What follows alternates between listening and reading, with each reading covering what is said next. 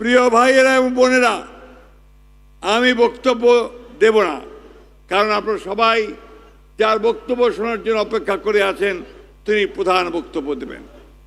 আমি শুধু একজন বাংলাদেশের রাজনৈতিক কর্মী হিসেবে তার সামনে যে কথাটি বলতে চাই, মাননীয় প্রধানমন্ত্রী, আপনি শুধু প্রধানমন্ত্রী নন, আপনি এই দেশের শ্রমিক, কৃষক, মেহনতি মানুষের প্রতিনিধিও বটে।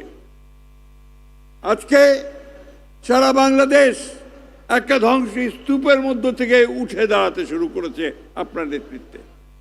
আমাদের কৃষি ধ্বংস হয়ে গিয়েছিল, আমাদের শিল্প ধ্বংস হয়ে গিয়েছিল, আমাদের ব্যাংক বিমা ধ্বংস হয়ে গিয়েছিল, আমাদের অর্থনীতি একেবারে তলানিতে চলে গিয়েছিল মাননীয় প্রধানমন্ত্রী। আজকে শ্রমিক শ্রেণী যারা সবচেয়ে বেশি অবহেলিত বঞ্চিত এই সমাজে, তারা সবচেয়ে বেশি আঘাতপ্রাপ্ত হয়েছে। অথচ এই শ্রমিকেরা সব সময় পরিবর্তনের জন্যে তারা প্রাণ দিয়েছে, এবং আজকে এই দিনটি হচ্ছে সেই রক্তে লালে ভেজা মে দিবস। আমার মনে পড়ে এই অফিসের সামনেই আমরা যখন সম্ভবত আমার 22 সালে 7ই ডিসেম্বর, 10ই ডিসেম্বর আমাদের সভা করতে দেওয়া হবে না, 7ই ডিসেম্বর যখন আমরা এখানে সবাই সমবেত হয়েছিলাম, যখন পুলিশ আমাদের বাধা দিচ্ছিল, সেই সময়ে পুলিশে অতর্কিত হামলা চালায়।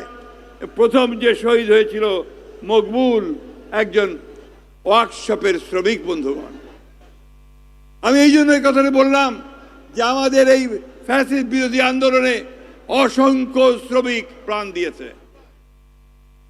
প্রিয় প্রধানমন্ত্রী, আজকে আপনি কয়েকদিন আগে, 2 দিন আগে ঘোষণা দিয়েছেন হকারদেরকে রিহ্যাবিলিটেট করার জন্য, পুনর্বাসন করার জন্য। আমরা অত্যন্ত আনন্দিত হয়েছি, কারণ এই মানুষেরাই ছিল আমাদের অগ্রসেনানী আমাদের লড়াইয়ের মধ্যে, মাননীয় প্রধানমন্ত্রী। তাই আজকে আমি মাননীয় প্রধানমন্ত্রী আপনার কাছে বিনীতভাবে অনুরোধ জানাতে চাই যে এই শ্রমিকদের যে ন্যূনতম মজুরি, যে কথাটা রিজভী সাহেব বলেছেন, আমাদের নেতা, আমাদের জনাব নজরুল ইসলাম খান সাহেব বলেছেন, এই বিষয়ে আপনি চিন্তা করবেন এবং কিভাবে শ্রমিকদের সেই ন্যূনতম মজুরি করা যায় সে বিষয়টা আপনি দেখবেন। এবং একই সঙ্গে শ্রমিকের ছেলেমেয়েরা যেন তারা লেখাপড়ার সুযোগ পায়, যেন তারা স্বাস্থ্য সেবা পায়, যার কাজ আপনি ইতিমধ্যে শুরু করেছেন, সেই দিকে আপনি নিশ্চয়ই সবচেয়ে বেশি গুরুত্ব দেবেন। আরেকটি কথা বলে আমি শেষ করব, যাদের কথা সহজে কেউ বলে না, আমাদের শ্রমিক নেতারাও বলে না, তা হচ্ছে চা বাগানের শ্রমিক। মাননীয় প্রধানমন্ত্রী অমানবিক একটা জীবনযাপন করে। এইখানে আমার মনে হয় যে আমাদের দেখা উচিত, তাদের জীবনযাত্রার মান উন্নত করবার জন্য আমাদের ব্যবস্থা নেওয়া উচিত।